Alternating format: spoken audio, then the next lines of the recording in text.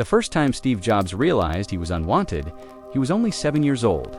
It wasn't something anyone said out loud, but it echoed between the lines of grown-up conversations and the silence that followed.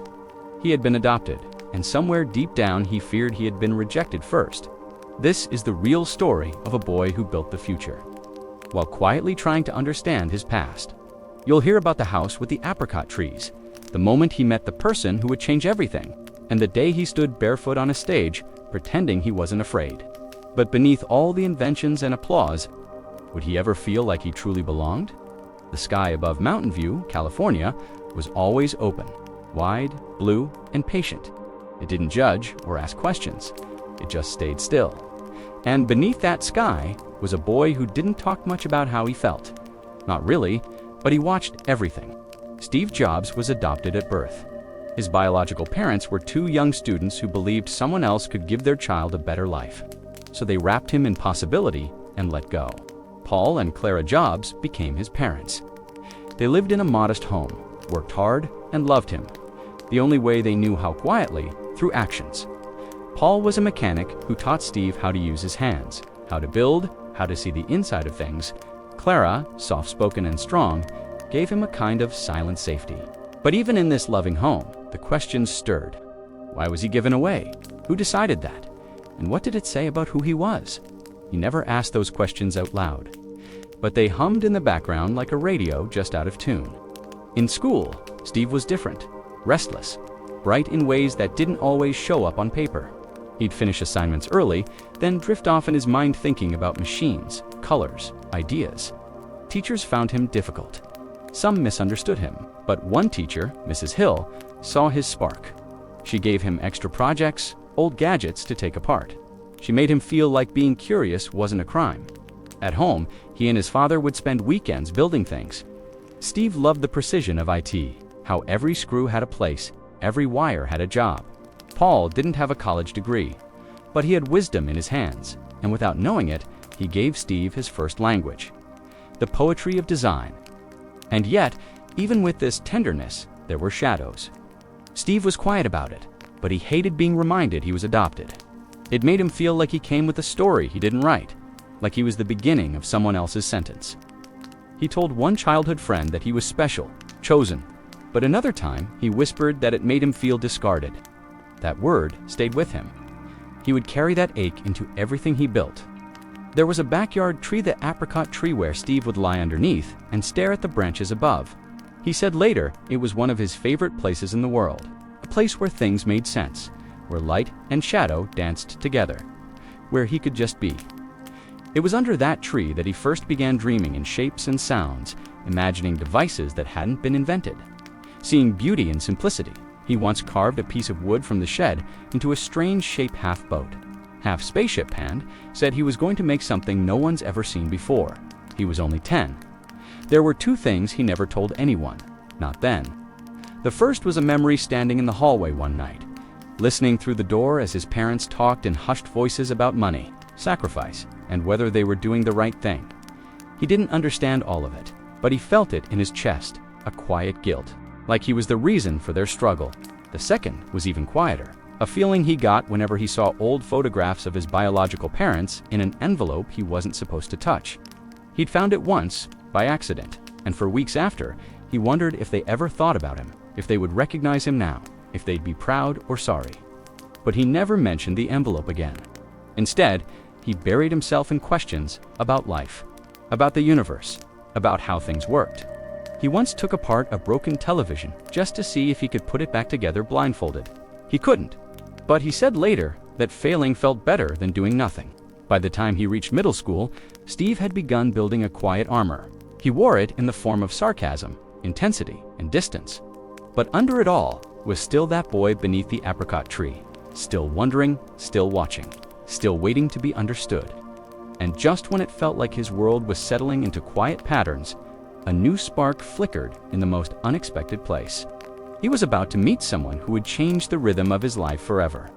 Steve's world was quiet on the outside, but inside his mind, it buzzed like a beehive.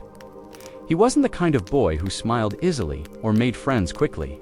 He wasn't shy, but he was sharp in a way that made other kids pause. He noticed things most people didn't.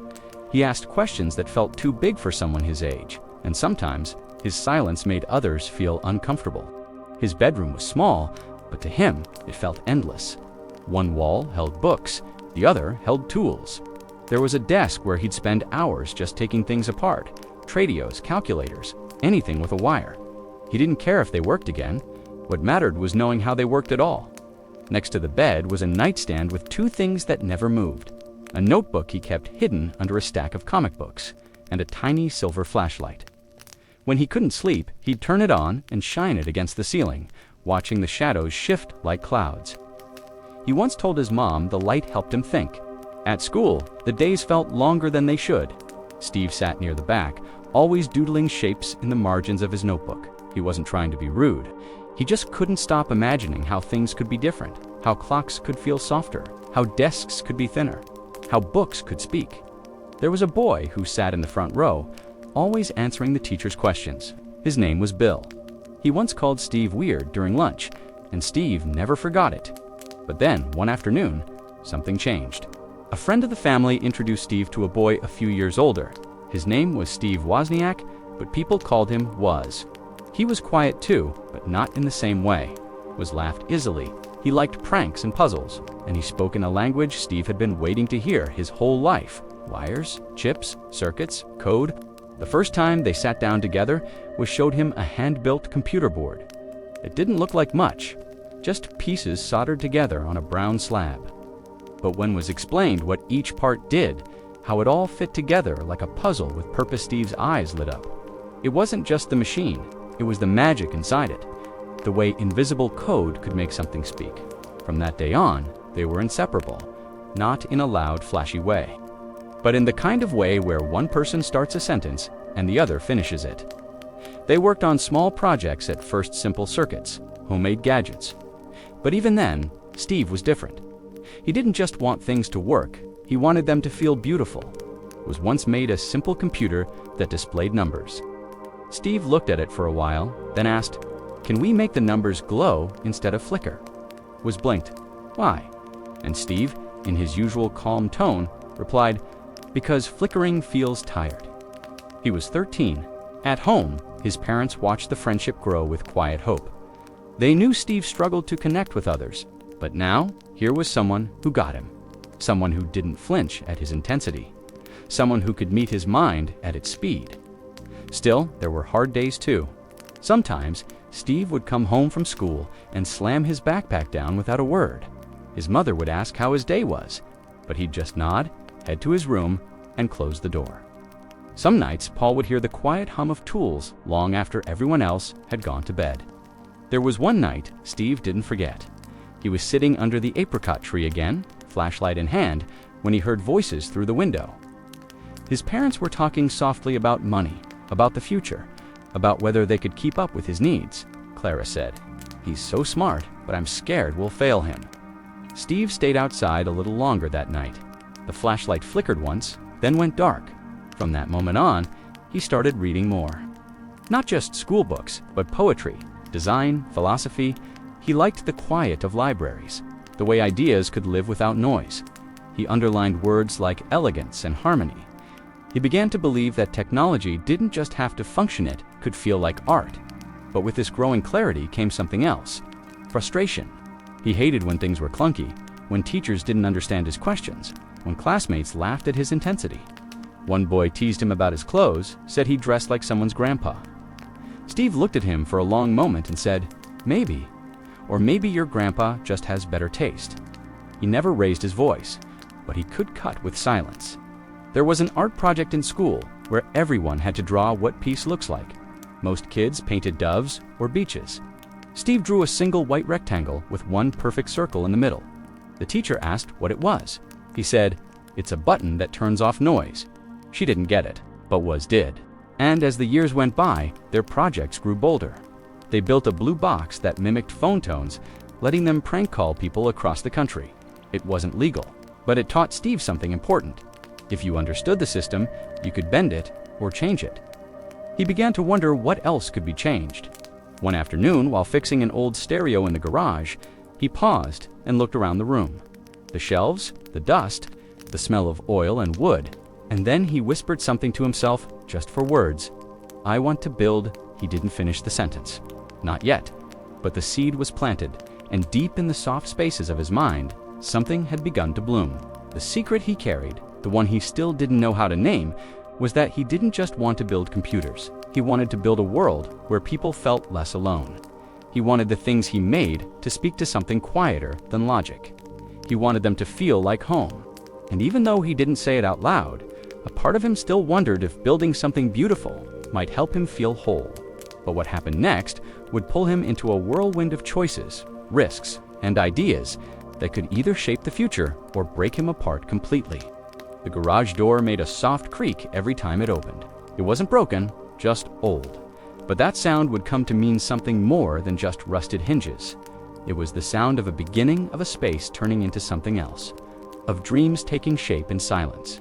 In that simple California garage, surrounded by oil stains and boxes of old tools, Steve Jobs and Steve Wozniak found their first canvas. It didn't look like much. There were no clean white tables, no polished glass, just wood wires, coffee mugs, and the constant hum of curiosity. Steve's parents didn't fully understand what the boys were doing, but they didn't stop them either. Paul Jobs had always believed in working with your hands, in learning through doing. So he left the garage door open and trusted that something good was being built inside. Steve liked working at night. The air was cooler, the house was quieter. He said his mind felt sharper when the rest of the world was asleep. Was the cheerful one cracking jokes, smiling as he connected circuits. Steve was more serious, more intense. He would walk in slow circles when he had an idea, hands behind his back, eyes fixed on the ground. They weren't just building machines, they were building belief. One day, we showed Steve a prototype for a simple computer he had made. It could display letters on a screen, nothing fancy, but something new. Steve stared at it for a long moment, then smiled softly. "This," he said, "is the future." And from that spark, Apple began. They didn't have funding, they didn't have a team, just an idea that people might want computers in their homes. Back then, it sounded strange. Computers were for scientists, not families. But Steve saw something others didn't. He believed technology could be personal, intimate, even beautiful. So they built the first one, the Apple I, by hand, one piece at a time, right there in the garage. Steve called around to local shops, trying to convince anyone to sell it. Some hung up, some laughed, but one man, Paul Terrell, listened, and he ordered 50 units. Steve came home that night with a quiet grin. He didn't shout, he didn't dance. He just walked into the kitchen, opened the fridge, and said, "We did it." His mother looked up from her crossword and smiled, not knowing what it truly meant yet. Behind the pride was pressure. They had to deliver the machines fast. Steve pushed hard, worked long hours. They argued sometimes, but never stopped building. Steve wanted the boards to be Neatsevin inside, where no one would look, because it matters, he said. Beauty isn't just on the surface. The nights blurred together. The creak of the garage door, the smell of solder, the soft buzz of the monitor lighting up. These became the sounds of something growing. But growth comes with shadows. Steve had started spending less time with his old friends. He became more serious, more distant. He stopped going to college, feeling that it drained his energy instead of feeding it. He walked barefoot across campus lawns, dropped in on classes he wasn't enrolled in, just the ones that felt meaningful. Typography, design, simplicity. These things stayed with him, quietly shaping his thoughts. There was a room he'd sneak into late at night, on campus, a meditation room. It was quiet, with soft cushions and candlelight. He said later that it gave him peace, that sometimes doing nothing was the most powerful thing you could do. Still, something inside him didn't rest. He was chasing a feeling he couldn't name. A need to prove something to show the world, and maybe his birth parents, that he was more than a name on a page, that giving him away had not been the end of his story. There was one night when he sat under the apricot tree again, older now, the branches thinner in winter. He looked up at the stars and whispered, "I just want to make something that matters." He didn't know if anyone heard, but something began to shift. The success of Apple brought attention. Investors' expectations. Steve was suddenly not just a kid in a garage. He was a businessman, and that scared him a little. He had never liked suits. He didn't trust people who smiled too easily. He wanted control, purity, purpose. One night was brought over a new design. Steve didn't like the shape. "It's too busy," he said. "It doesn't feel clean." We shrugged. "It works," he said. But Steve shook his head. "That's not enough." The tension grew quietly between them, but they kept building. Steve started sketching more, not just machines but experiences. How a person might feel turning on a computer, what it should sound like, how the light should glow. He didn't want to build tools, he wanted to build feelings. And all the while, his room stayed the same. The nightstand, the notebook, the flashlight. He still kept it close, even when he no longer needed it to think. It had become a symbol, a reminder of the boy he once was, the boy who wanted to feel seen. There was one day he came home and found his dad in the backyard, fixing a fence. Steve watched him quietly for a moment, then said, "You know, people are going to remember our name one day." Paul didn't look up. He just kept hammering and said, "Make sure they remember it for something good." Steve didn't forget that. And yet, inside him, a storm was beginning to form. He wanted more, faster, better. But something was tugging at him, a quiet fear that he might be too much, too intense, that people might walk away just like before. And in the middle of that rising tide, he made a choice. He would build not just a company, but a world. One shaped by his eye, his rhythm, his belief that design could change lives. He would demand the impossible, chase the invisible, push everyone, including himself, past the line of comfort. But in chasing perfection, would he lose something softer along the way? Because the next machine they built would not only change computers, it would change Steve forever. The first time Steve saw the Macintosh fully turned on, his breath caught in his chest. It wasn't the screen or the keyboard. It wasn't the blinking cursor or the boxy frame. It was the face. A small, smiling icon that blinked softly back at him. It wasn't alive. But it felt like something was reaching out from the machine. Something warm. Something human. This was what Steve had been chasing. Not just function, but feeling. The Macintosh was his dream in a box. A computer that didn't just compute, but connected. It had personality. It had charm. It was simple and clean. Designed like a poem, every curve, every sound, every pixel chosen with care. But dreams, even beautiful ones, come with weight. As Apple grew, so did the noise around him. More people, more opinions, more deadlines. Steve was no longer just the barefoot thinker in the garage. He was now the face of a rising company. And the pressure pressed against his ribs like tight fabric. He tried to keep things the way they were, intimate, focused. But big business didn't move like that. Investors wanted results. Teams wanted structure. Steve wanted art. And art doesn't always make sense.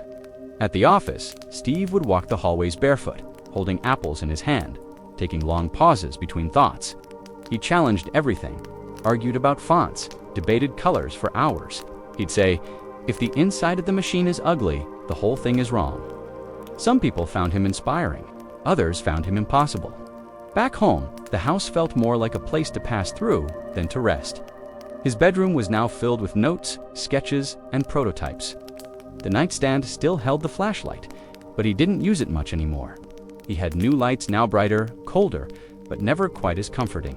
There were days he skipped meals, nights he didn't sleep. He believed in obsession. He believed that the difference between good and great was the extra hour, the extra detail, the line no one else would draw. But obsession has shadows. There was one evening when Steve returned home late, exhausted and quiet. He sat in the living room, lights off, just listening to the hum of the refrigerator. That sound reminded him of childhood, the kitchen late at night, his mother humming softly as she cleaned. He missed that softness, but didn't know how to return to it. At Apple, the Macintosh team worked in secret, like a band of dreamers hiding from the noise of the larger company. They called themselves pirates. They flew a flag with a skull and an apple over their office. Steve led them like a storm, brilliant, demanding, often cold. He wanted the machine to be perfect. He wanted it to change everything. But inside, a quiet question stirred. What if people didn't want what he was building? What if the world chose something easier, something cheaper, something less emotional? He never said these fears out loud, but they sat behind his eyes like clouds that never quite rained. There was one small moment that stayed with him. A woman on the Macintosh team brought her child to the office one evening. The boy sat in the corner playing with a toy while his mother worked. Steve watched him silently, then asked the boy, "What do you wish your computer could do?" The boy looked up, thoughtful, then said, "I wish it could talk to me when I feel sad." Steve nodded slowly. He didn't say anything else, but later that night, he told the design team to add a hello screen that smiled every time the computer was turned on. He believed machines should have manners. The Macintosh launched in 1984 with a commercial that shook the world. It was dramatic, loud, cinematic. But Steve stood on stage with soft pride, holding the machine like a gift. The crowd cheered, cameras flashed, people clapped. But Steve's eyes searched the room, looking for something else. Maybe approval, maybe understanding, maybe just someone who saw past the screen and into the dream behind it. The Macintosh was beautiful, but it was expensive. It ran slower than competitors, and Steve refused to cut corners. He believed people would choose beauty over convenience. At first, the world didn't. Sales slowed, pressure grew. People inside Apple began whispering that Steve was too emotional, too unpredictable, that he didn't know how to lead, that the company needed someone more stable. Steve kept smiling on the outside, but inside, the noise was louder than ever. There was a drawer in his office that he never opened when others were around. Inside it, a worn postcard with a quote that read, "Stay hungry, stay foolish." He had found it years ago and carried it with him ever since. He read it often during those days, slowly, like a prayer. He started arriving earlier, leaving later. He held tighter to his vision. But the tighter he held, the more people pulled away. And one morning, during a quiet board meeting, everything shifted. He was asked to step down from the Macintosh project. Not fired, not pushed out, just moved aside. He nodded. He didn't yell. He didn't argue. But when he walked out of the room, he didn't look back. Back at home, he sat on the floor of his living room, legs crossed, staring at nothing. The machine with a soul had become a symbol, not just of vision, but of loss. He had poured himself into something beautiful, and now he felt empty. But in that silence, something unexpected stirred. A new idea, a new shape forming in the shadows. One that would require him to leave everything behind, even the company he helped create. The room was still. Steve sat alone, cross-legged on the wooden floor of his home, a single lamp casting warm light across the space. The walls were mostly bare. He didn't like clutter. He believed beauty came from simplicity. But tonight, the space around him felt too quiet, like something had gone missing. It was the first night after he had been pushed aside at Apple. Not fired with noise, not sent away with anger, just set aside. Like a bookmark in a story someone decided not to finish. He didn't cry, he didn't call anyone. He just sat there, barefoot, staring at the pattern of the floorboards. Each one lined up simple, connected, unlike the people in the boardroom who once called him brilliant and now called him a distraction. Steve had built something, not just machines, but a story, a vision. He had believed in beauty, in risk, in the power of being different. And now, he was outside of it all, watching as others took the pen from his hand. Outside his window, the leaves were beginning to fall, soft, slow, like reminders that even the strongest branches must let go. He didn't tell his parents everything. Clara asked if he was okay. Steve said yes. Paul offered to help fix up the garage again, but Steve just smiled politely and said he needed space. Inside, though, something was unraveling. There was a small wooden box he kept near his bed. Inside was a postcard, a few sketches, and a folded piece of paper with an old quote he had copied down years ago. He unfolded it that night. It read, "Failure is simply the opportunity to begin again." This time, more intelligently. He read it again, and then again. Then he tucked it back inside. He knew something was ending. But part of him also knew somewhere beneath the iCset. This might be the beginning of something else. He just didn't know what it was yet. The days after were long and unstructured. No meetings, no design sessions, no last-minute decisions to fight for. He wandered bookstores, spent quiet hours walking through parks. He watched people more closely now, the way they smiled, the way they moved. He had always loved people, but never really known how to show it. He visited a friend's child once during this time. She was playing with building blocks, stacking them into odd shapes. They kept falling, but she kept starting again. Each time with a small, soft laugh. Steve asked her, "Why do you keep building it the same way?" She looked up and said, "Because one of these times it won't fall." That stayed with him. He didn't know it then, but those words would shape his next move. At night, he began drawing again, not for work, not for anyone else, just lines and circles and shapes, that only made sense to him. He liked the sound of the pencil on paper. It reminded him of his younger self, the boy under the apricot tree, dreaming quietly. One evening, he stood in front of the mirror longer than usual. He looked into his own eyes and asked, "Who am I without Apple?" The answer didn't come right away, but a whisper of an idea began to stir. He started meeting with old friends again, talking late into the night, asking questions he hadn't asked in years. He spoke about education, creativity, and what it meant to feel inspired. He said, "I want to build something that helps people become their best selves." They asked what he meant. He didn't know yet, but he began sketching again with more intention, more heart. He imagined a new kind of computer, one that wasn't just for work, but for learning, for exploring, for growing. He called it Next. It would be sleek, smart, and full of potential. He gathered a small team, quiet believers, designers, engineers, thinkers. They worked in silence at first, building slowly, dreaming deeply. Steve didn't want to repeat the mistakes of before. He gave more room for discussion, for reflection. But his standards remained unshakably high, sometimes too high. There were quiet conflicts, decisions that took weeks, features redesigned again and again. Steve was still chasing something perfect, something that lived beyond the screen, a feeling, a spark. One of the designers brought in a round button with a soft click. Steve pressed it once, then twice, then said, "This feels like hope." That button stayed. But even as Next grew, Steve was changing in ways he didn't speak about. He had begun seeing someone quietly. A new relationship, gentle and private. They took long walks, ate meals slowly. She asked questions he wasn't used to answering, about his childhood, about fear, about what made him happy. He didn't always know how to reply, but he liked being asked. There was one night they sat by a window as rain tapped softly on the glass. She asked him, "What are you most afraid of?" He didn't answer for a long time. Then he whispered, "Becoming someone I wouldn't respect." She nodded, and he looked out at the sky the same way he used to as a child. One morning, he returned to his childhood home for a visit. The apricot tree was still there, a little thinner, a little more tired. He stood beneath it again, hands in his pockets, eyes closed. A memory came back: his father, fixing the fence nearby, saying, "Make sure they remember our name for something good." Steve opened his eyes and quietly said, "I'm trying." But even in this season of reflection, a quiet ache followed him. He had started to wonder about his own childhood daughter he had once denied.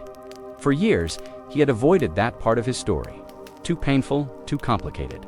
But now, something inside him wanted to heal. He began writing letters, drafting words he wasn't ready to send. One of them started with, "I'm sorry I wasn't brave enough back then." That letter stayed in a drawer. For Now and Next, though beautiful, struggled in the market. It was expensive, complex. People didn't quite understand it.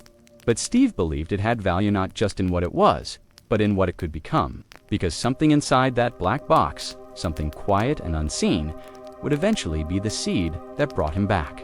But not just to Apple, to himself. The days moved slowly, like soft waves brushing the shore. Steve Jobs had created Next with careful hands and hopeful eyes, but the world didn't respond with thunder or applause. It responded with silence, the kind that stings a little deeper because you've given it everything you have. He didn't show it on the outside. He still wore his black turtlenecks, still spoke with certainty. But at night, back in the quiet of his home, he would sit by the same low lamp and wonder. If the spark was fading, the next computer was beautiful, sleek, thoughtful. But it didn't sell. Most people thought it was too expensive, too ahead of its time, too much for too few. Steve believed the world would catch up. But waiting was hard. He began spending more time with his small family. He watched his daughter draw in the evenings, her fingers moving in tiny loops of color and light. Sometimes he'd sit beside her, just listening to the quiet scratch of crayon against paper. He said it reminded him that not everything had to be fast, that some things were meant to grow slowly. There was a shelf in his office that held only one item. A small music box he found during a trip to Japan. It played a soft, delicate melody. He would wind it every morning before starting work. He said the sound reminded him that beauty didn't have to shout. And even as Nick struggled, Steve never stopped dreaming. He had also bought a small animation company around this time, a place filled with artists and animators who believed in stories, real stories, full of heart and wonder. The company was called Pixar. At first, It felt like a side project, something gentle and playful. But Steve saw something deeper. He believed that stories could change people, that if a machine could feel friendly, maybe cartoons could feel human. He told the animators to believe in emotion, not just action. Make people feel, he said. That's the future.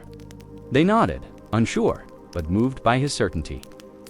While Pixar began to grow slowly and quietly, another door opened without warning. Apple, the company Steve had once built, was now struggling. Its products felt lost, its vision unclear. Customers were drifting away. The boardroom felt tense, tired, and someone inside Apple had a thought. What if Steve came back? He was surprised when they reached out. He didn't say yes right away. He took walks, long ones, through the trees. Through his thoughts, he asked himself if returning would be a mistake, if it was pride or purpose that called him back. But one morning, as the sun spilled across his desk, he whispered to himself, maybe it's time. He came back, quietly. Not as the loud leader, not as the rebel, just as Steve, a man with new ideas and the same fire burning. A little softer now, but no less bright. The office had changed. New faces, new fears.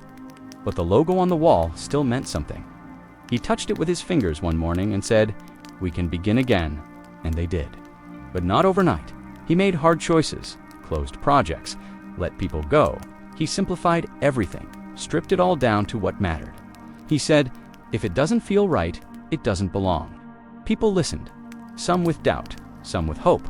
Steve walked through the halls with quiet focus. He visited design rooms, sat with engineers, asked questions like, what would this look like if it were beautiful? Or would your mother know how to use this? He wasn't chasing technology, he was chasing clarity. Back home, he still kept the same flashlight on his nightstand. It didn't work anymore, but he never threw it out. It reminded him of younger days of shadows and stars and questions without answers. One night, he turned it over in his hand and smiled. "Still here," he whispered, and then he got an idea. A new kind of computer, one that was playful, colorful, friendly. He called it iMac. It was shaped differently. It had curves. It came in bright colors. People laughed at first, said it looked like a toy. But Steve believed in it. He said it would bring joy into people's homes, that it would be the first computer people didn't want to hide under a desk. And he was right. The iMac launched with gentle thunder. People smiled when they saw it. Children liked the colors. Adults liked the simplicity. Suddenly, Apple wasn't just back, it was alive. Steve stood on stage, no longer trying to prove himself, just sharing something he believed in, and the world began to believe again too. At Pixar, magic was unfolding as well. A little film called Toy Story was about to become the first fully computer-animated movie in history. It was funny, soft, brave. Steve watched the final version with quiet tears in his eyes. He said later, "That movie saved me." It reminded him that even when you feel forgotten, your story still matters. Between Apple and Pixar, Steve began to feel something he hadn't felt in years. Peace. Not loud peace, but the quiet kind. He started waking up earlier, drinking tea instead of coffee, writing short letters he never sent, some to people he once pushed away, some to the version of himself he used to be. There was one letter he folded carefully and placed into a box labeled "Someday." It read, "Thank you for not giving up on the dream, even when I did." He didn't say who it was for. Maybe it was for all of us. And yet, just as the light was returning, something darker began to grow, something hidden, something he didn't feel until much later. The days felt full. Apple was alive again. Pixar was flying. Steve moved between both worlds like a quiet conductor balancing. Stories and screens, emotion and logic. But beneath the surface of all the success, something darker had begun to stir. It started as a discomfort, a small ache in his side that came and went like a breeze. He didn't think much of it, just tiredness, he assumed. He had always worked too hard, slept too little, carried more than he let others see. But over time, the ache lingered. One quiet morning, he sat by the window with a cup of warm tea. The house was still. Light drifted through the trees. He touched his side gently, then looked out toward the hills. A thought passed through him, not loud, not sharp, just a whisper. What if something is wrong? He went to the doctor, alone. The visit was routine, questions, tests, waiting. But when the results came back, the world slowed. The doctor spoke softly. Words like rare tumor and pancreas floated through the room. Steve didn't react at first, just nodded, then asked, "What do we do now?" He didn't tell many people. He wasn't ready. Instead, he went home, placed the medical papers on his desk, and sat beside them without opening them again. That night, he lit a single candle and let the room go quiet. He stared into the flame and whispered, "Not yet." In the days that followed, he worked harder, spoke softer, listened more closely.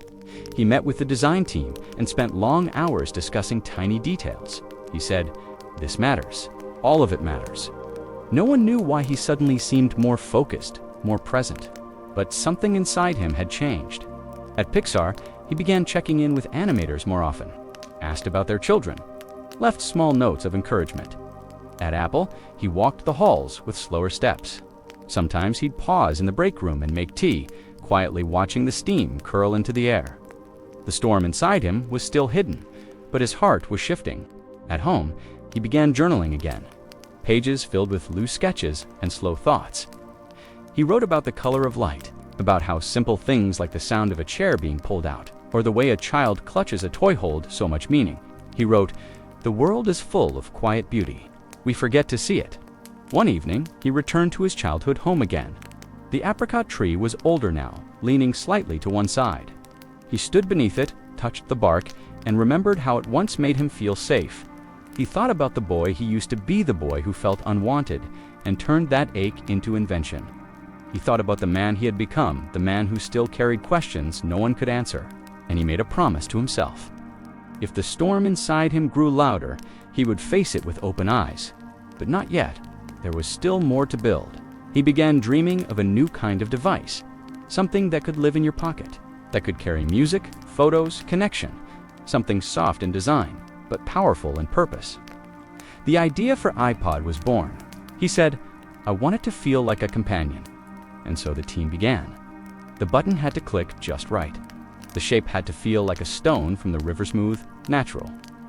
He wanted people to fall in love with it, and they did. It changed everything. People began carrying their music with them, their memories, their rhythm. Steve stood on stage, holding the iPod like a small treasure. He said, 1,000 songs in your pocket. The world smiled, the world followed. But behind the curtain, his body was changing. The pain returned. He began to lose weight. Some people noticed, some asked questions. Steve shrugged, said he was just trying a new diet, but the storm beneath his skin was growing stronger, louder. He knew time was shifting, that the clock was no longer invisible. There was one night he stood in front of the mirror again, just like he did all those years ago. He touched his stomach, saw the way his collarbone showed more clearly. He looked into his own eyes and said, "You're still here. Keep going." And he did. He began work on something even bigger, a device that could change how people saw the world. Not just music, not just calls, but everything in one place. He wanted it to feel like magic, like holding the future in your hand. He called it iPhone. The team worked in near silence. The pressure was enormous. But Steve believed, he said, "We're not building a phone. We're building a lifestyle, a heartbeat." And when it launched, the world didn't just listen, it gasped. Lines formed outside stores. People held it with awe. Technology, once cold, now felt personal, intuitive, friendly.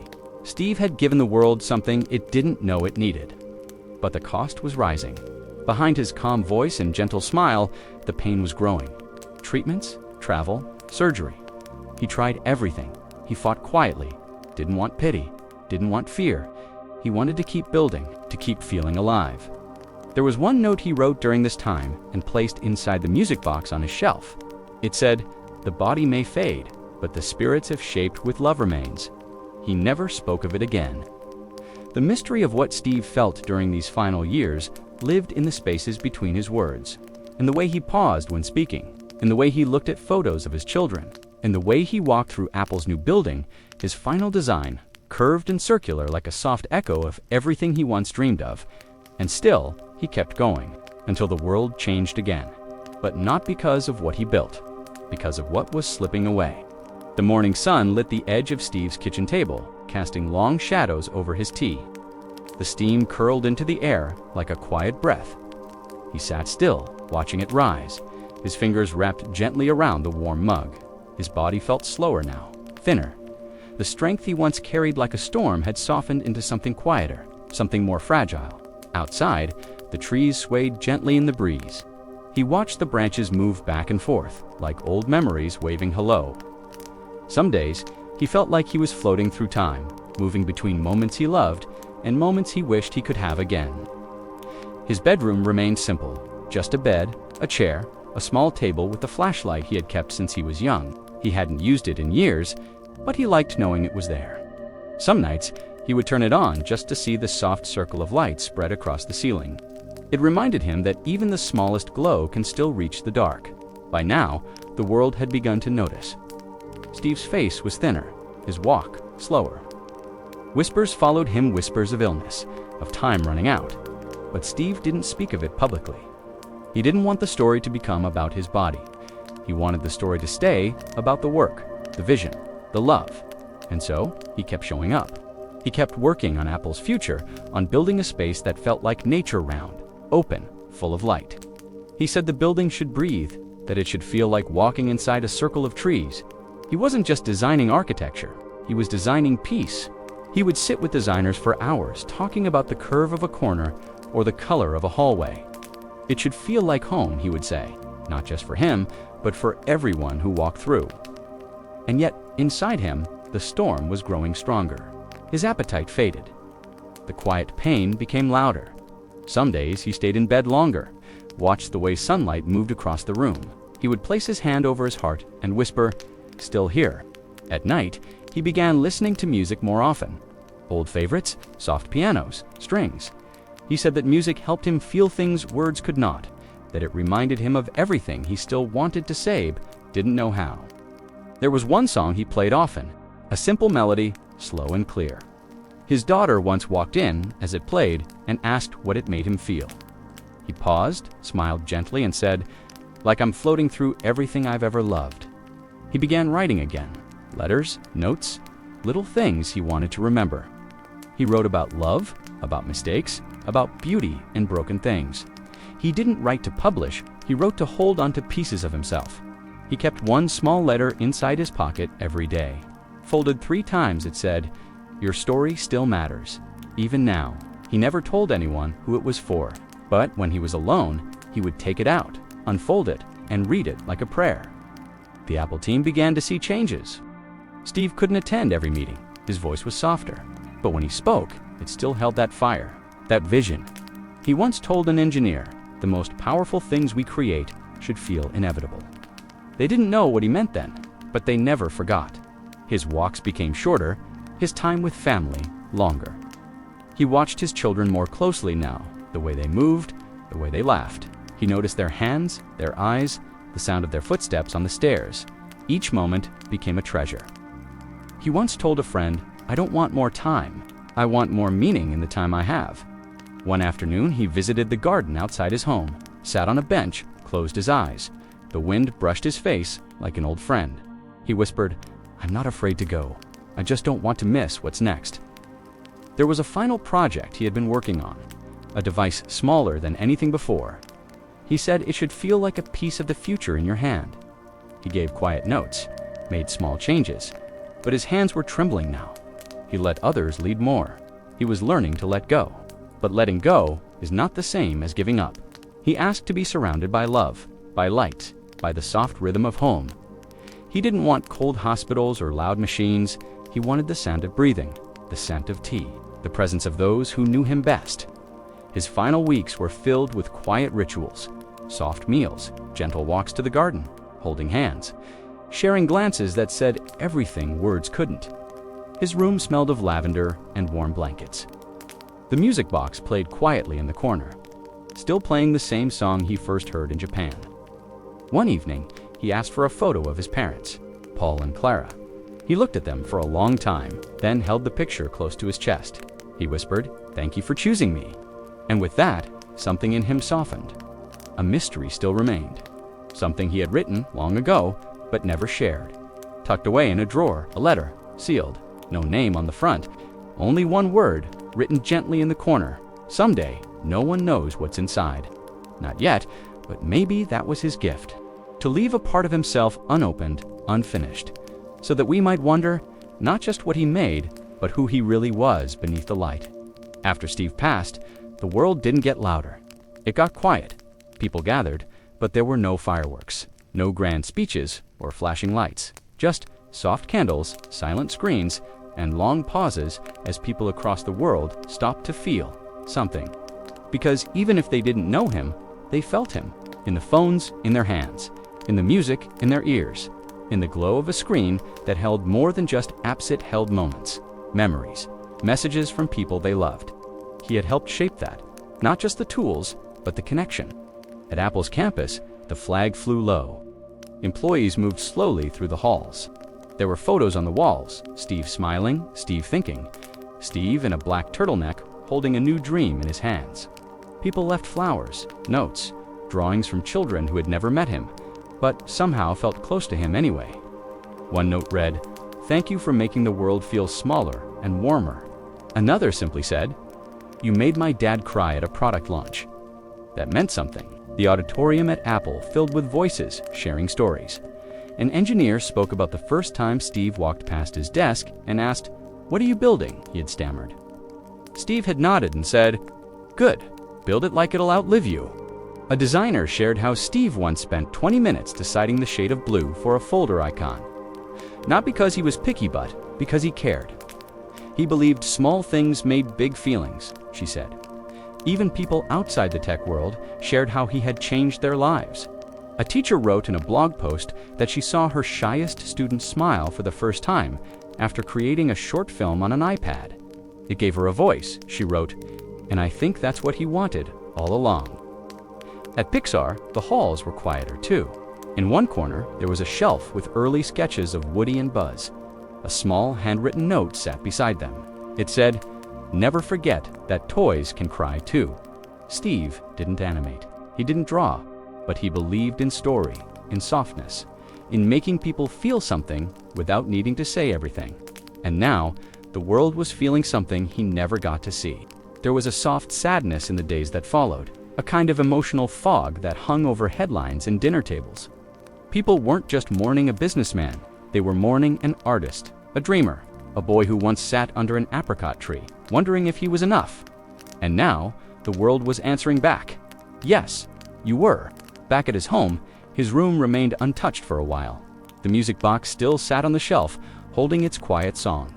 The flashlight still rested on the nightstand. One of his children later said they turned it on some nights just to remember the way he used to tell stories in the dark. Simple stories, glowing light, a voice that always ended with, "And tomorrow, you get to try again." The letter labeled "Someday" was still there, still sealed. No one opened it. Maybe it was never meant to be opened. Maybe the message inside was meant to stay hidden, to live in the imagination of those who wondered, because Steve loved mystery. He once said, "What makes something magical is that you don't explain it." His childhood friends spoke gently about him. They remembered the boy who took apart radios and couldn't stop asking why. The teenager who wandered barefoot and believed things didn't have to stay the way they were. The young man who once cried after dropping out of college, not because he failed, but because he felt lost. And somehow, he had turned all that loss into light. He had taught the world that design mattered, that beauty mattered, that how something feels is just as important as what it does. He made technology human. And maybe more than that, he made dreams feel practical. There was a quiet ceremony where his closest friends and family gathered. No press, no cameras, just people who had known him as Steve, not Jobs, not CEO, just Steve, the son, the partner, the dad, the friend who sometimes forgot birthdays, but never forgot to ask big questions. They shared soft memories, like how he used to eat fruit in perfect silence, eyes closed, as if tasting the idea of it. Or how he once spent an hour arranging the perfect playlist for a 5-minute car ride. How he kept tiny rocks from his favorite walks in a jar on his desk. One friend said he lived like everything had meaning, even the silence between words. Another added, especially the silence, and even as the world kept spinning, his glow didn't fade. Apple continued. Pixar created more magic. Children who grew up watching Toy Story were now creating their own stories. And the small touches Steve left behind those soft corners, those thoughtful buttons, remained in the hands of millions. Some said he was a perfectionist. But maybe he was just someone who couldn't stand the idea of something beautiful being rushed. He once said, "You only get to leave one mark. Make it soft, make it deep." And so he did. He left behind more than products. He left behind a feeling. A gentle reminder that even the most ordinary moments holding a phone, listening to a song, watching a cartoon can hold extraordinary beauty when someone believes in them enough. And tonight, the world still holds him in the glow of every screen, in the quiet between notifications, in the curve of a simple design that feels like it was made just for you. There's a moment, just after the crowd claps, when everything goes quiet. Steve stood backstage more than once, listening as rooms full of people cheered, smiled, even cried. He had just finished showing them something new, something no one had expected, and for a few moments he felt seen, but the applause always ended, and when it did, the silence returned. He would take a slow breath, fold his hands behind his back, and walk away from the noise.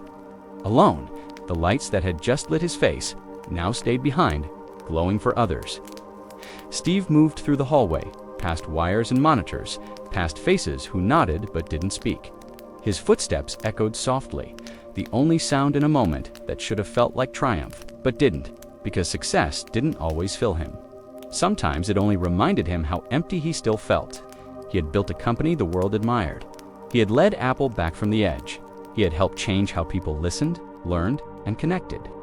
But there were nights when none of it quieted the ache. Not the new designs, not the perfect launches, not the headlines. There were days he didn't answer his phone. He told his team he was busy, but really he was tired. Not just tired in his body, but in his spirit. Like he had run so far from something, but wasn't sure what it was anymore. His bedroom became his softest space. It was quiet there. He would sit near the window and just breathe. Watch the wind bend the trees, listen to the faint sound of his own heart. He kept an old notebook nearby, one he never showed anyone. It held pieces of questions, things like, why do I feel further away the more people cheer? What happens to the parts of me I never show? There was no lock on the notebook, just a string gently tied. In public, Steve was strong, direct, sharp, but in private, he was softer, more careful with his words. He liked watching people more than talking to them. At dinner, he would sometimes pause mid-bite and simply observe how someone smiled, how they held their glass, how they leaned in when they were really listening. He once said to a friend, "The world loves noise, but I think real love lives in the quiet." At home, his family saw sides of him the world didn't. He could be tender, he could be distracted, he could forget time. But he could also sit with a child's drawing for 10 minutes, smiling at the way the crayon curved. He wasn't always easy, but he was always reaching for something softer, something deeper. And that reaching, that longing, came from a place inside him that never fully healed. The part of him that still remembered being left behind. As a baby, he had been given up for adoption. Raised by parents who loved him, yes, but part of him always wondered why he wasn't chosen. Why the first people who held him didn't stay. He rarely talked about it, but it was there, in the way he sought perfection, in the way he tried to create beauty that couldn't leave, in the way he searched, always searched, for what felt complete. Even when the company was thriving, even when the world called him a genius, even when millions waited for his words, he felt it. The shadow behind the spotlight, the loneliness beneath the glow. One night, after a long day, he sat by the fire with one of his children. The room was dim, the crackling filled the space. His child asked, "What do you do when you don't feel good enough?" Steve looked into the fire for a long time, then said, "You build something beautiful, and you keep going. But sometimes building wasn't enough. Sometimes he didn't know how to rest. He stayed up late, reading old books, listening to music, sketching ideas that never made it to a meeting. There was a drawing of a Circola perfect loop, no beginning or end. Underneath it, he wrote wholeness. He didn't show it to anyone, but it stayed on his desk. And sometimes, during product launches, he would picture that circle, the one he never quite reached, but always aimed for. Maybe it was a symbol of family, or peace, or something no one else would ever understand. But he kept it close, and still, the world kept watching him glow. The applause kept coming. The cameras kept flashing. And yet, so few people knew what he really carried. The pressure, the pain, the quiet fears that whispered late at night. Would it be enough? Would it last? Could the people who loved him? Love the real him? These were questions that never made it into interviews. But they lived in the way he stared at his reflection just a little longer, in the way he paused before knocking on his daughter's door, in the way he hugged his partner at the end of a long day, not always tightly, but with presence. And presence was his secret language. He didn't say, "I love you" often, but he showed it, in detail. The loneliness never fully left him, but in time, he learned to sit with it, to let it be part of the story, like a shadow beside a flame. One soft memory stayed with him. He was 12, alone in his bedroom, staring at the ceiling, listening to the sound of his father's tools in the garage. Tap, twist, quiet. Tap again, he had wondered then. If he would ever make something that made people feel safe. Now, all these years later, that sound still echoed in his mind. Tap, twist, quiet. And with every applause he received, he knew he had made something. But more than that, he had made people feel. And yet, something was still waiting to be felt. Something buried in the past. There was a drawer in Steve's home that didn't open often. It wasn't locked, just tucked away. The kind of drawer people forget about until they're looking for something else. Inside were scraps of paper, loose cords, an old pair of glasses, and near the back folded with Kara letter. It was aged now, slightly yellow at the edges. On the front, in Steve's handwriting, was a single word: someday. No one knew exactly when he had written it, but it had followed him from house to house. From his early 20s, through the rise and fall and rise again of everything he built. Some said he wrote it after he left Apple the first time. Others believed it was much earlier, maybe even before he became Steve Jobs. But the truth is, Steve never said, and that silence gave it weight. One night, years before his final illness, he sat alone in the living room. The house was still, the windows open, a soft breeze carried in the scent of jasmine from the garden. He reached into the drawer, unfolded the letter, and stared at the words he had once written. They weren't long, just a few lines. But his eyes lingered over each one, as if trying to remember the younger version of himself who had needed to write them. I'm not what they think. Please, don't forget me, even if I vanish, even if I change. Please, remember who I was before I became all of. This, he didn't cry. But he held the paper for a long time. That night, he placed it in a new envelope and added it to a box of personal things, small drawings, Polaroid photos, and a smooth stone he once picked up during a walk in Kyoto. These were the things no one would ever see on a keynote stage. And yet, they were the most real. Steve had always lived between two worlds. The one that shined with stages, screens, and success. And the one that stayed quiet with T letters and long walks alone. And that made the other side ache. There was a memory he often returned to. He was 17, sitting in the garage beside his father, Paul. They were fixing a cabinet, the air thick with sawdust. Paul handed him a tool and said, "Even the parts no one sees should be beautiful." Steve didn't answer then, but those words stayed. But because he would, and that's how he lived, caring deeply about the invisible, the quiet, the unspoken. Sometimes, this made him hard to understand. People didn't always see the softness behind his sharpness, but it was there.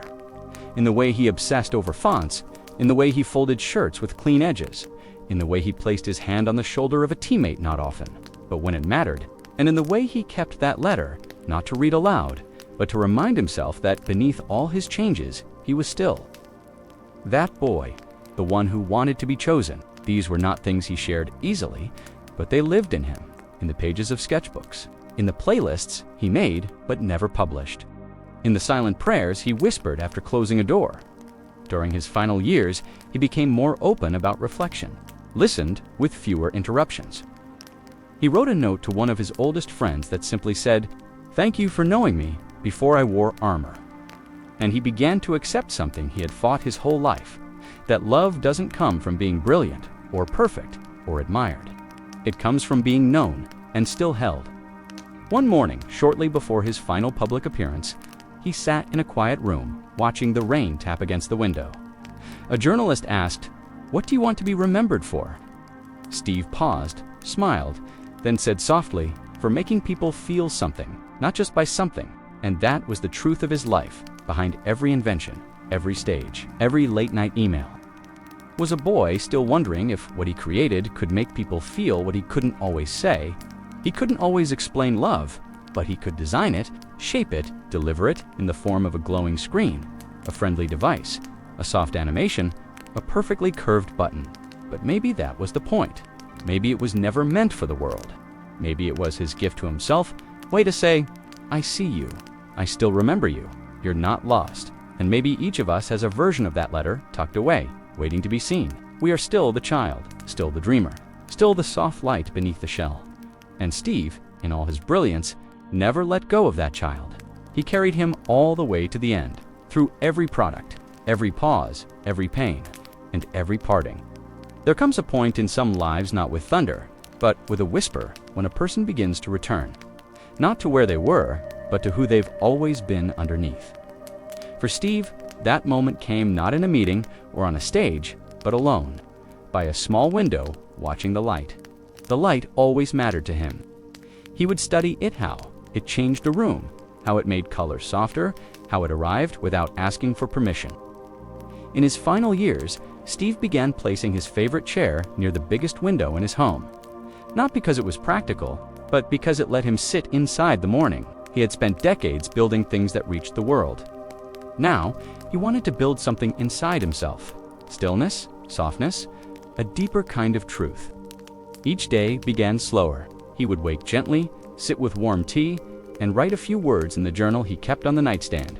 No schedules, no alarms, just thoughts.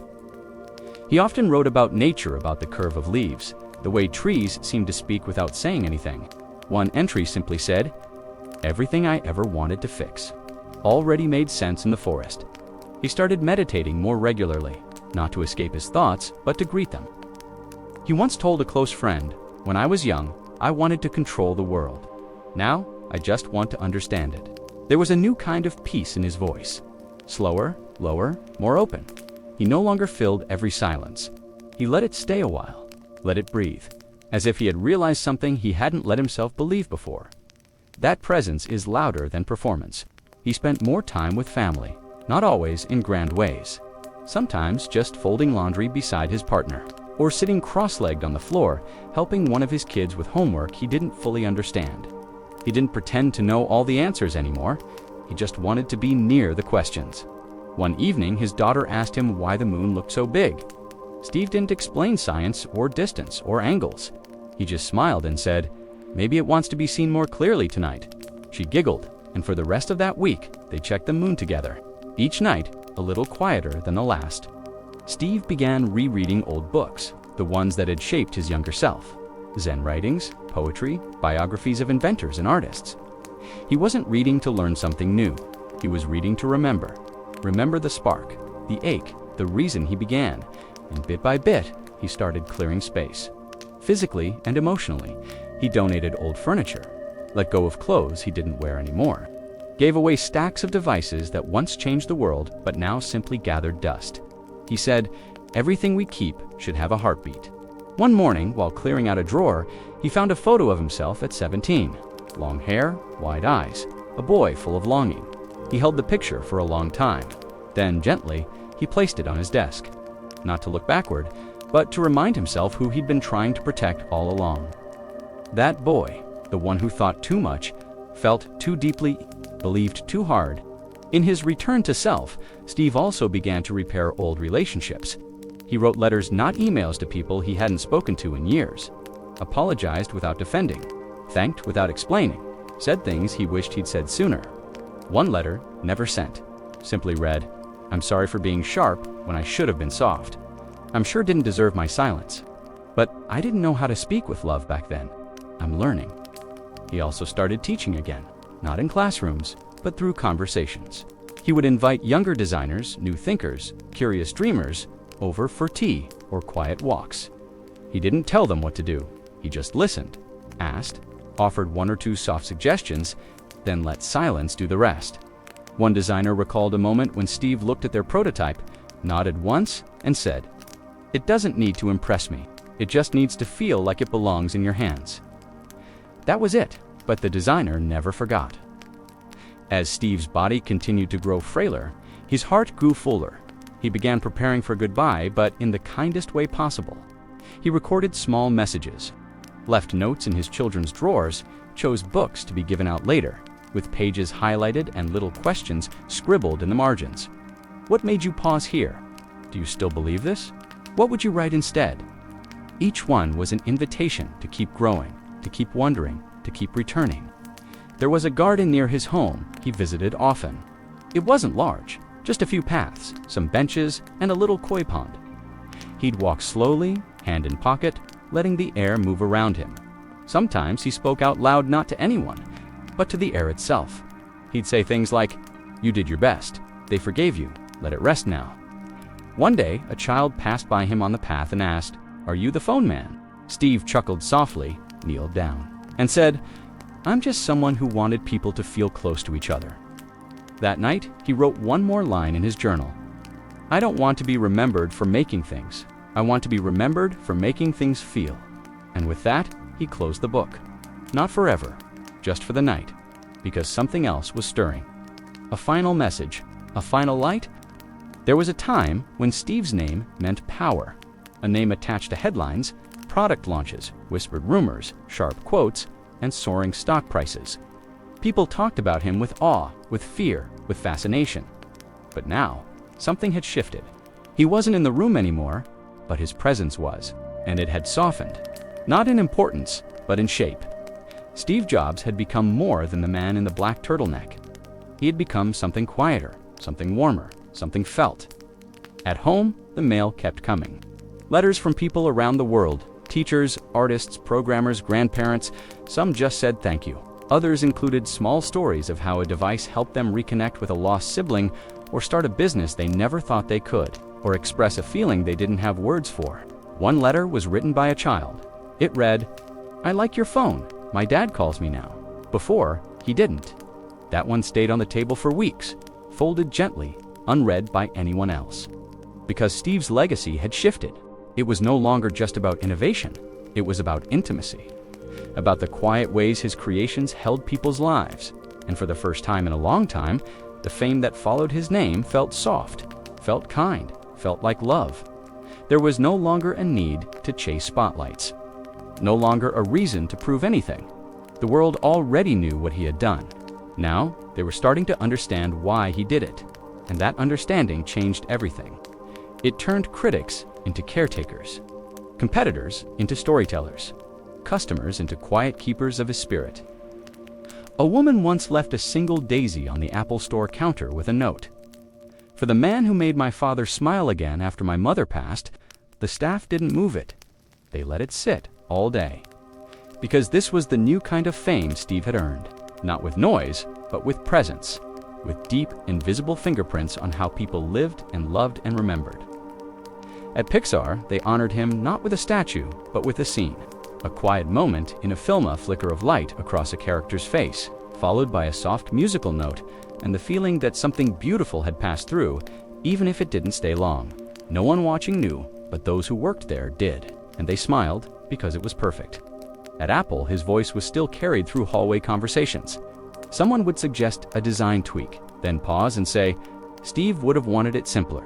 They weren't quoting a boss, they were channeling a principle, a quiet sense of care.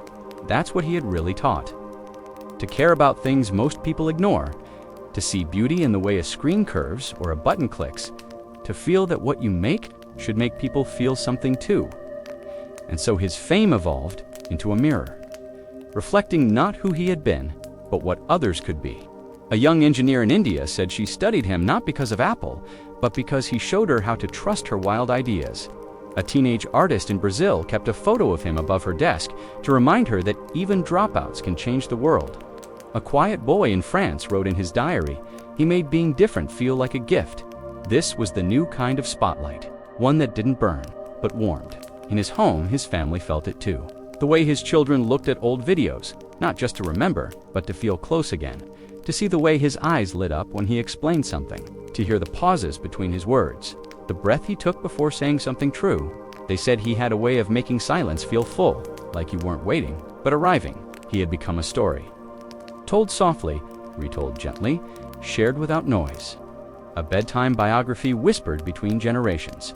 Not Steve Jobs, the tech icon, but Steve, the man who felt things deeply and tried to make beauty from it. One of his daughters said that even though he was gone, she still felt him every time she noticed small details others missed.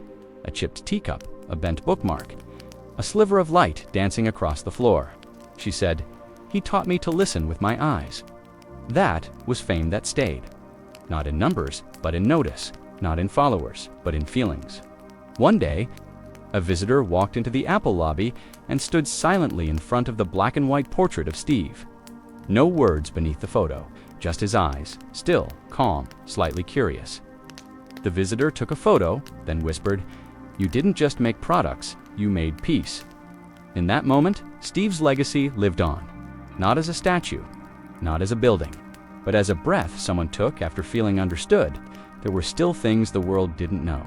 Private words never shared, drawings never published, journals never opened. But maybe that was the final gift. To leave parts of himself undiscovered so that others could discover more in themselves. To become less of a man and more of a quiet light. Still flickering, still warm, still here. Before the world called him a visionary, before the magazines, the documentaries, the speeches, and the myths. He was just Steve, not a symbol, not a headline. Just a man who once sat barefoot in his childhood room, staring out the window. Asking himself why things didn't always feel right even when they looked perfect. There were always two parts of him, the one the world watched and the one he kept hidden, the performer and the poet, the builder and the boy. He was the kind of person who could be impossible to work with on Tuesday and unbelievably kind on Wednesday, the kind who could criticize an entire design in one breath and then spend the next hour helping you rebuild it from scratch, gently pointing at each curve, explaining its emotion.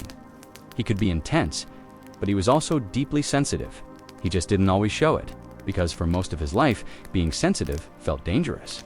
He had learned early that showing softness could be mistaken for weakness, that asking to be loved could leave you left behind, that silence was safer than saying, "I need you." And so, he wore sharpness like armor, a calm face, a strong tone, a direct answer. But beneath it all, there was someone tender.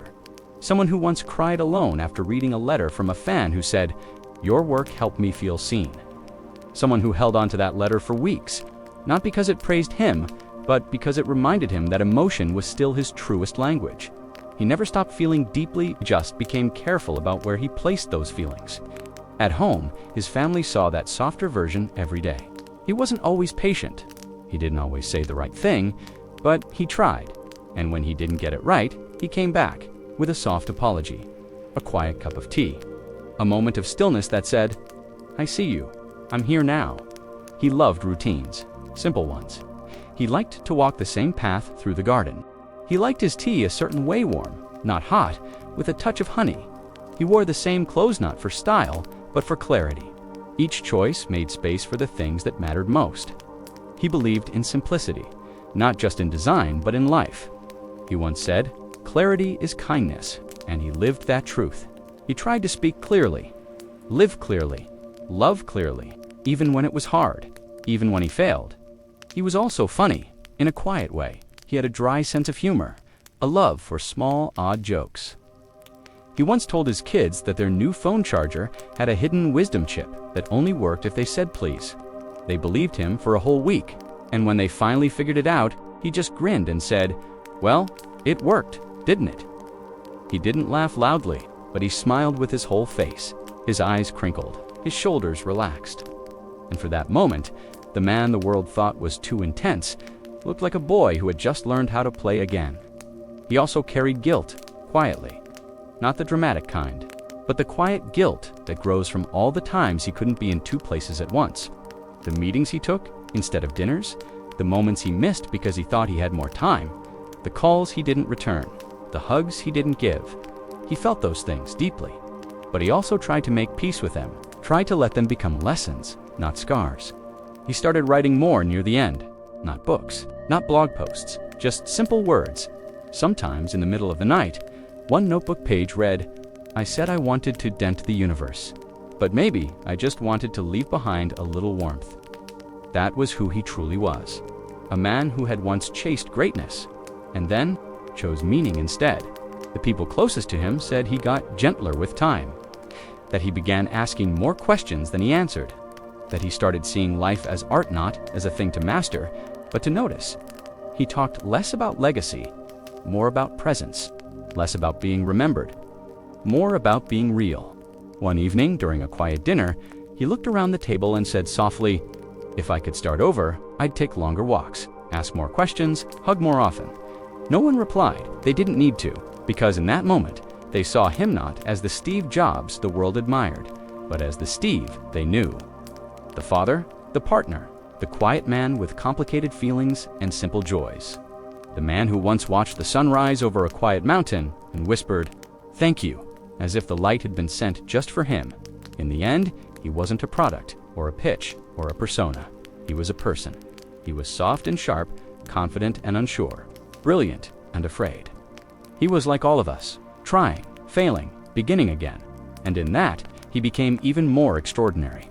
Not because of what he made, but because of who he became while making it. And now, as we near the end of his story, there's still one more chapter waiting. One final moment of stillness. One soft goodbye. In the last months of his life, the world grew quieter around Steve. There were no more big launches, no more spotlights, no more stages with glowing screens behind him.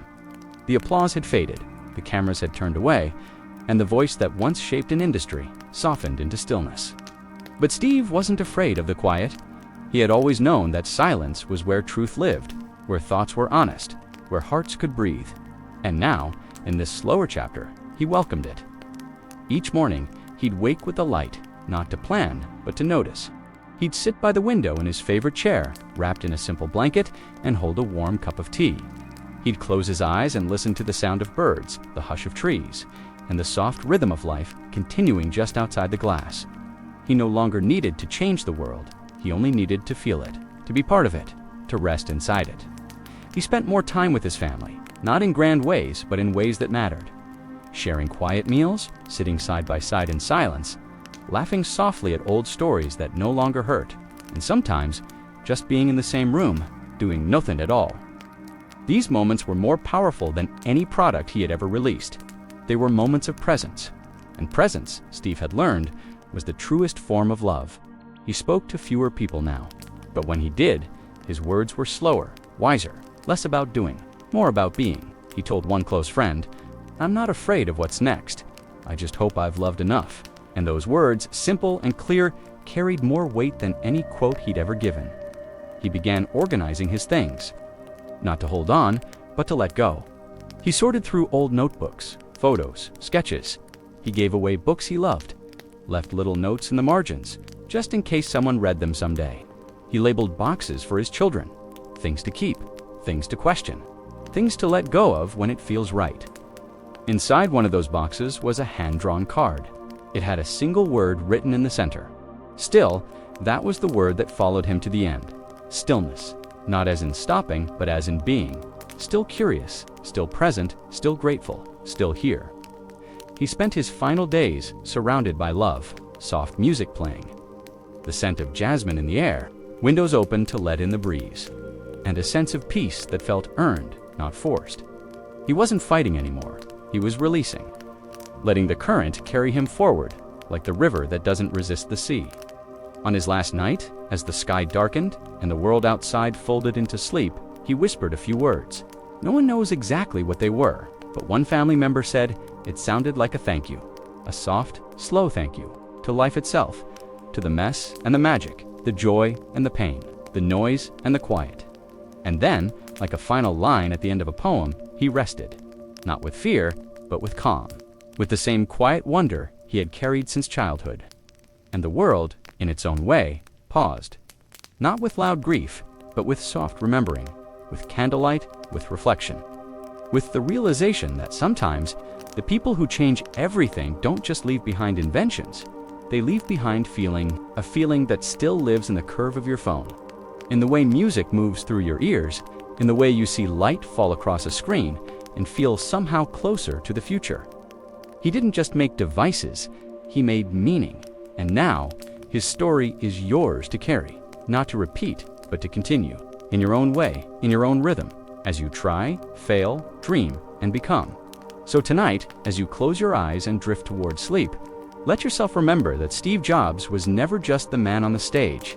He was the boy beneath the apricot tree, the seeker of silence, the architect of wonder, the father who whispered bedtime stories, the friend who watched the moon and smiled, and the soul who, at the very end, became soft again. Because in the end, it wasn't the machines that mattered most. It was the moments, the ones that flickered like candlelight, gentle and bright. The ones that made us feel seen, held, possible, and tonight, maybe like him. You can rest knowing that your story is still unfolding, still blooming, still becoming. So tell me, what part of your story are you still learning to love? Tonight we've wandered slowly through the life of Steve Jobs, not the one in magazines, not the legend on stage, but the quiet version. The one who stared out of childhood windows, wondering where he belonged. The one who folded ideas like paper, turning pain into possibility. The one who searched not just for answers, but for feeling. In his story, we didn't chase noise. We listened for whispers. The ones that said, "You're allowed to be complicated. You're allowed to want more. You're allowed to begin again." He wasn't perfect, but he was real. He was sharp and soft, difficult and delicate, and somehow, all of that made his story even more beautiful. He gave us tools, but more than that, he gave us vision. Not just to look forward, but to look inward. To pay attention to the curve of things, to believe that what's inside should be just as beautiful as what's outside. And now, long after the keynotes and cameras are gone, his presence lingers. In the glow of a screen, in the design of a button, in the space between a thought and the courage to share it. Steve once said, "The people who are crazy enough to think they can change the world are the ones who do." But maybe the real gift wasn't changing the world. Maybe it was reminding us that we could change the way we see it, the way we hold it, the way we build what comes next. And maybe that starts not with a loud idea, but with a quiet breath. So tonight, let yourself rest. Let the rush slow down. Let the story of someone else's becoming soften your own. You don't have to create anything right now. You don't have to know what comes next. You are allowed to be still. You are allowed to just be, because the light that flickered in Steve's heart still glows in yours. And your story, like his, is still unfolding, still blooming, still becoming. So close your eyes, breathe deeply, and remember, you are already enough. Exactly as you are, exactly here, exactly now.